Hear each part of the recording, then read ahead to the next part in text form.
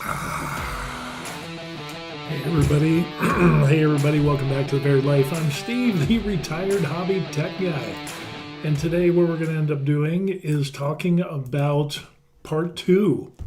This is going to be interesting. In 3D printing, we're talking about the top five secret settings for advanced supports using PLA and PETG, which can be a game changer. It all depends. It's another tool in the toolbox, so we're going to take a look at this, and we're going to jump right into Creality Print. So with that being said, here we are in Creality Print, and we have our test model that we downloaded from Printables, courtesy of Uncle Jesse, the guy with the printer and the door that blew up and smashed or whatever. Awesome guy, great content.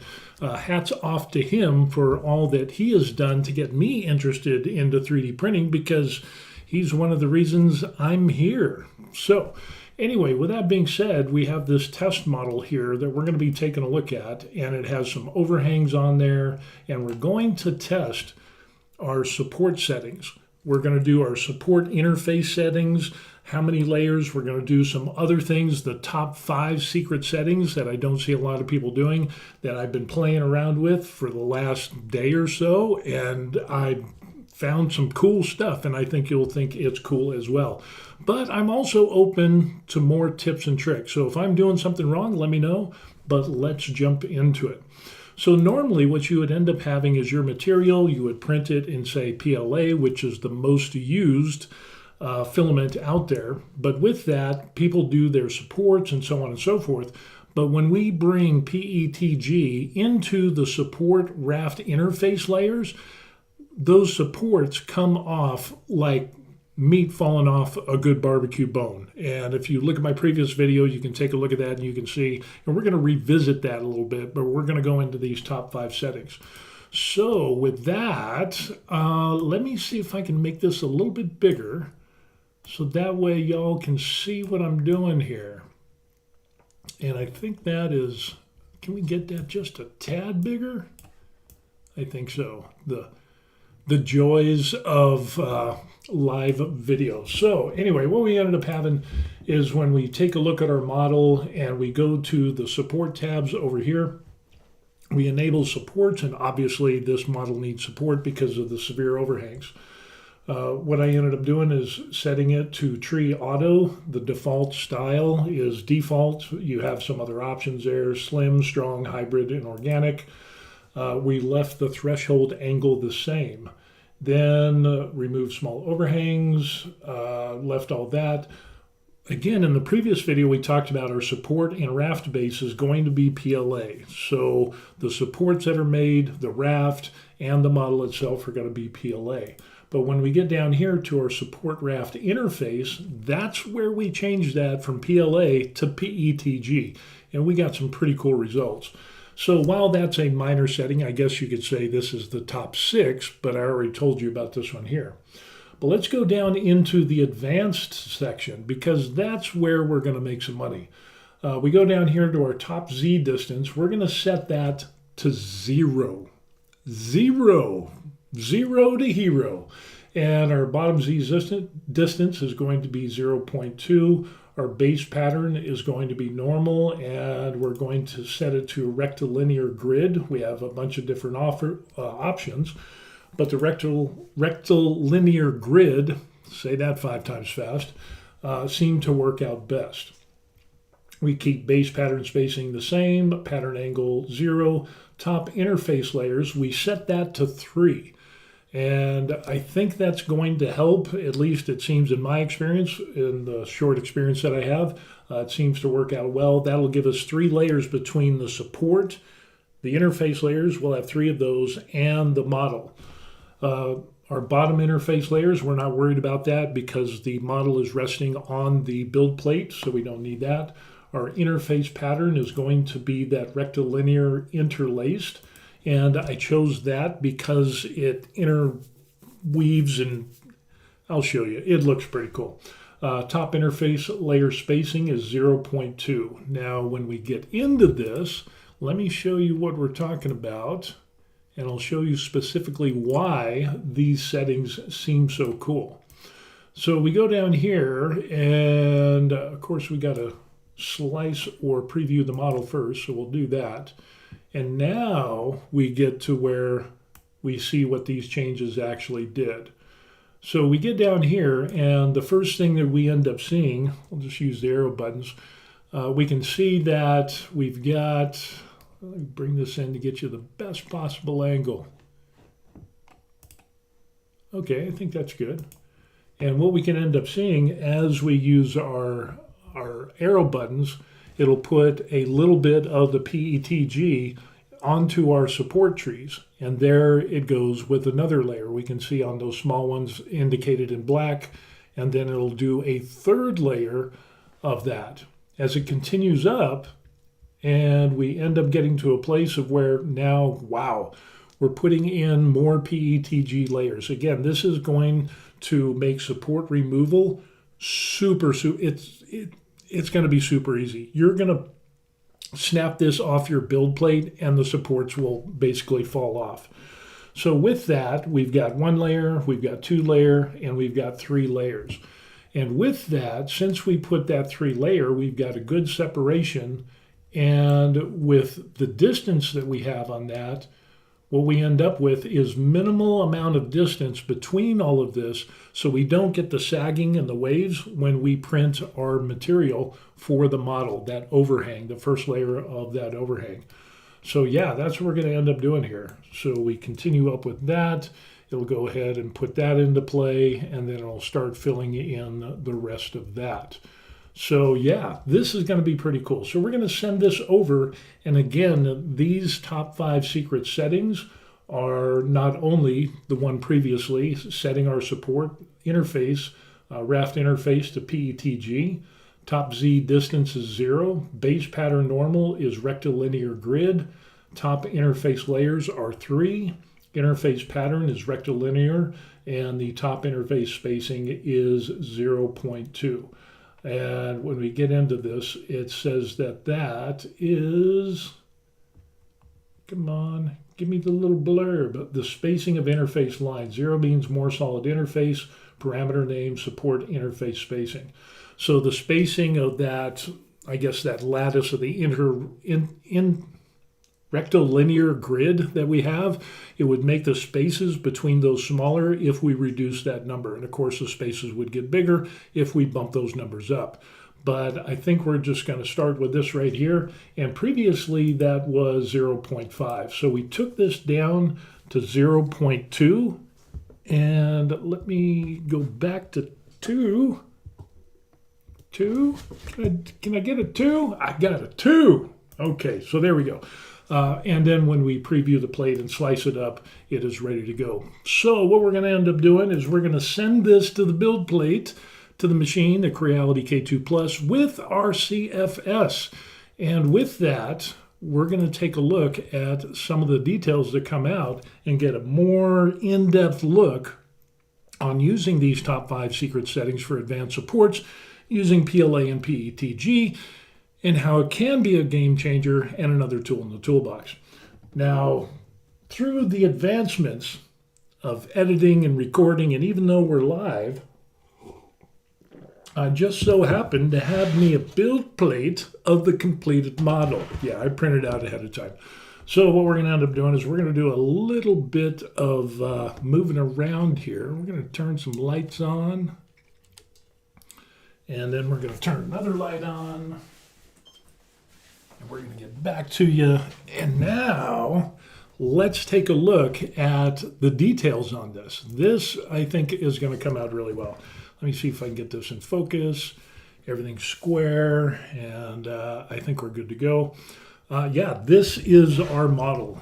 And what you can end up seeing there, if we can get this into frame, we can start seeing that we do have, and I apologize for not getting the focus in there, but what we'll end up seeing is that interface layer, the 3 interface layers, and how this is going to come apart. So I think what I could end up doing is we'll do this, and I'll do it with the other hand, and if I can get it in frame like so, all this is done on the fly. And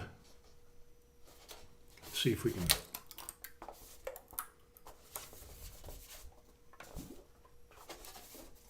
So we bend the plate a little bit, get some action here, and boom.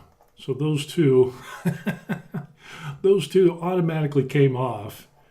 And like I said, if you use the scraper, these things will come off big time.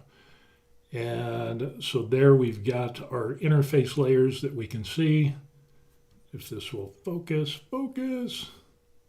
There we go. So you can see that interface layer there. And then what we can end up doing is just kind of peeling that off.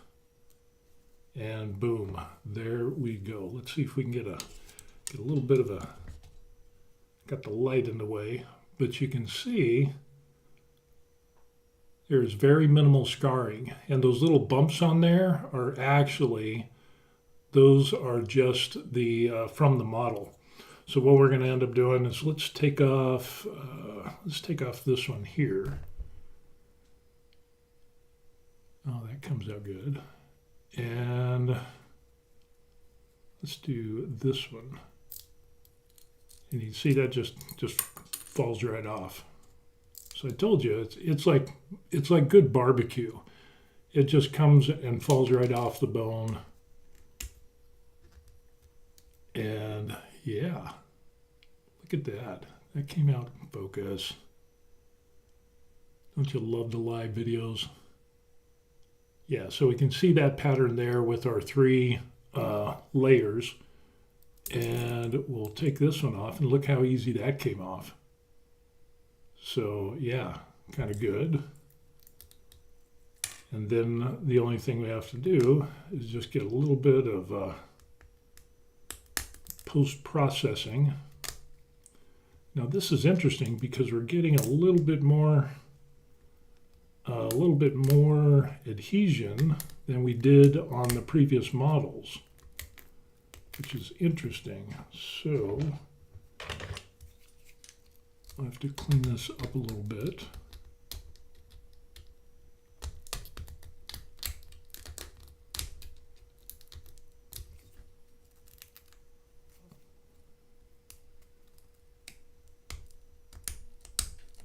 And of course I just broke the model. So maybe, as I'm having all kinds of fun with this, we're getting a lot of adhesion with the PETG, not compared to the previous one I did, the previous video. So we might do a little bit more processing here. But with that being said,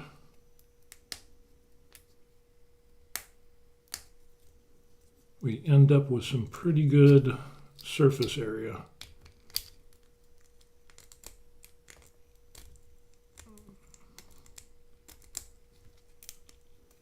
The joys of live video.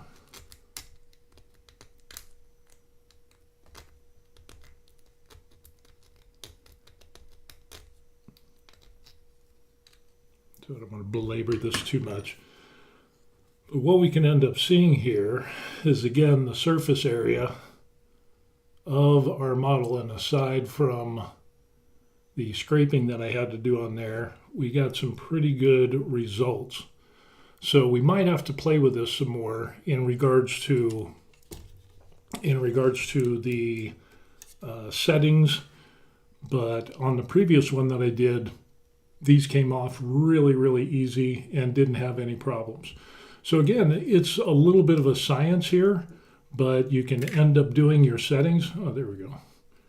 You can end up changing your settings and hopefully getting some better surface area. So if we take a look at that right there, aside from the scratches from the little thing that I had on there, let me see if we can get it to focus. We can end up seeing, let's see, focus, please, please.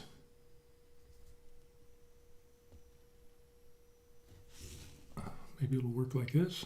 I don't know. Come on, focus. but we get a little bit better surface area than we did with our previous one. Let me see if I can find the previous one. So here is the one I did before, and this is the previous one. And what you can end up seeing is, if the focus will get up right, maybe I need to do this. Hold on.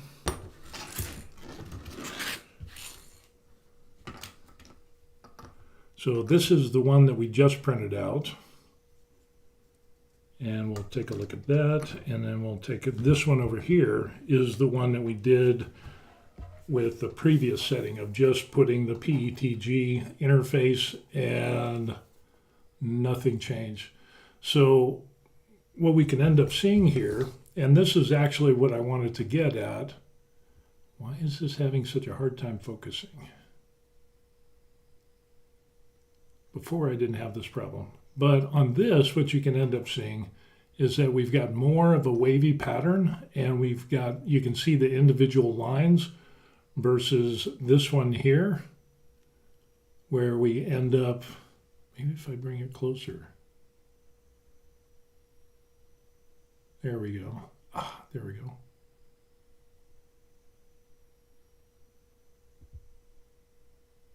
I just stopped moving.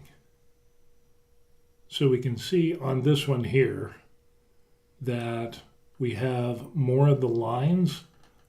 The layer lines are pretty pronounced, but when we go over here to the one that we just ended up doing, we get a lot better bottom overhang surface than we did with the previous one.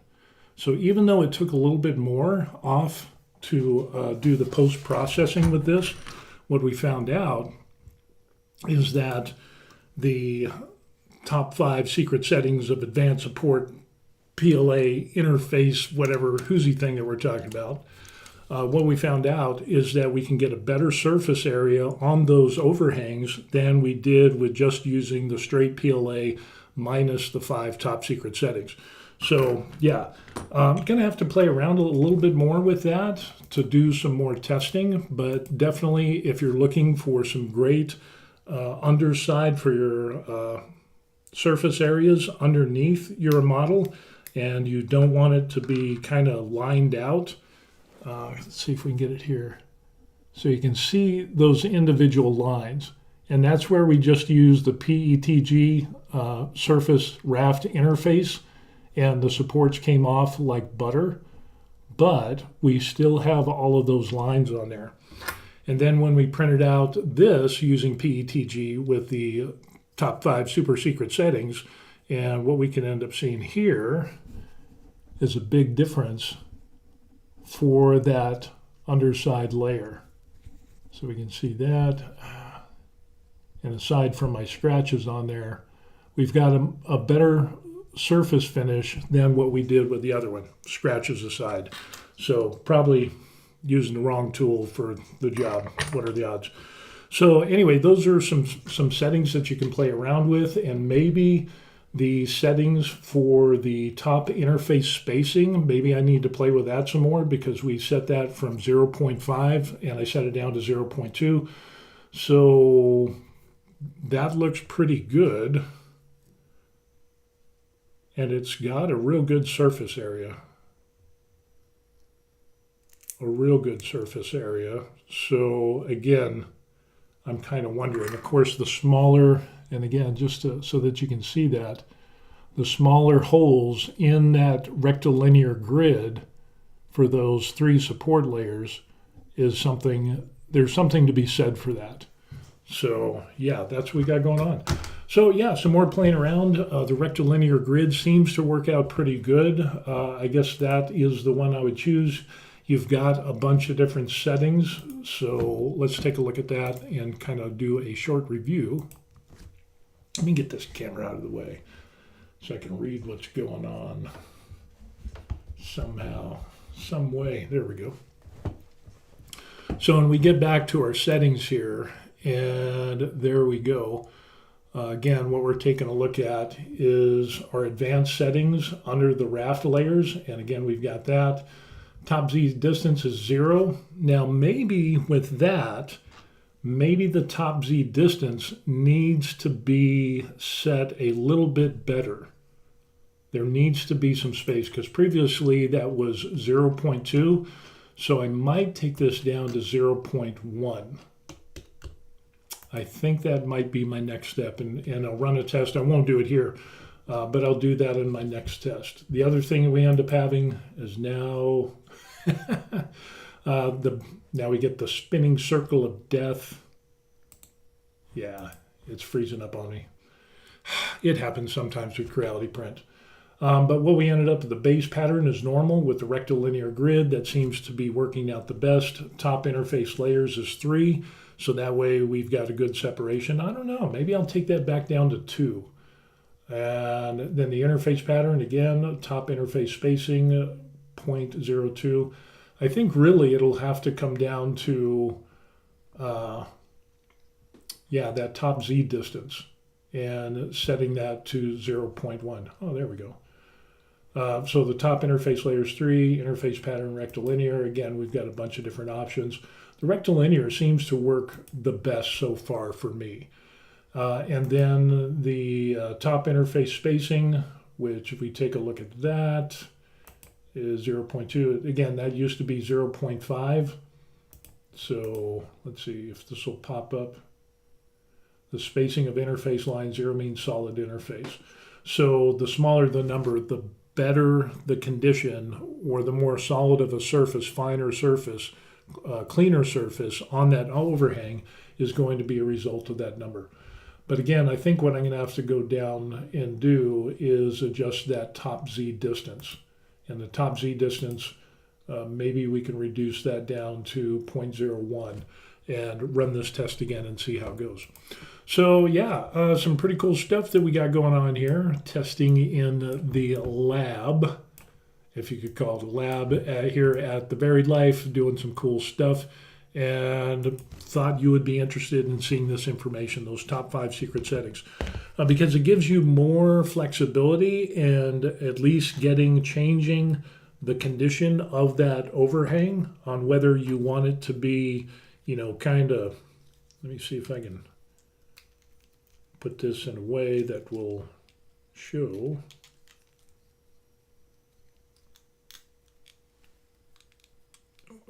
And maybe we can see what's going on here. So the ones with the up and down lines, that's with the old of just supporting with the PETG. And the one that looks kind of like cross-hatched has a much finer and cleaner surface finish. That's what we ended up using with these secret 5 settings that we ended up doing. Still needs a little bit of work to be done, I think, but we're getting a lot closer to getting the results that I want. So yeah, some good stuff. Anyway, that's what we got going on, playing around with the advanced settings for the raft layers. So many different variables, but when you start doing these little tests and finding out which is best for you in the specific filament that you're using, it's just kind of a cool little thing, and I like doing that. So anyway, that is going to be it. Here we are at the summary screen. We ended up with those 5 different settings. You can play with those, do your own tests, and with your own filament, and see which settings are best for you. Again, it's more tools in the toolbox to get you better and cleaner, successful prints. For those of you, my request is that you would like and subscribe to the channel, The Varied Life. If you're watching on Facebook, go to The Varied Life on YouTube, like and subscribe. I would really appreciate that. And if you want to do me a solid, you can buy me a coffee. There is a link in the description box down below. And the little ticker here are all of the people who have bought me coffee. And I have much respect for them. And I could have much respect for you if you do the same. So anyway, that's what we got going on. Live stream video. So much fun. Nothing crashed and burned, but a little bit of advanced post-processing when we did the support removal. But the condition, considering the condition that we got on the overhangs, I'm pretty impressed with it. So with that being said, happy printing. Have fun and enjoy the rest of your week. I'm going to go off and I'm going to finish my latte because it's almost getting cold. So close to cold. And we will see you on the next video. All right? Thanks for watching. Peace. All right. Good stuff. Good, good, good.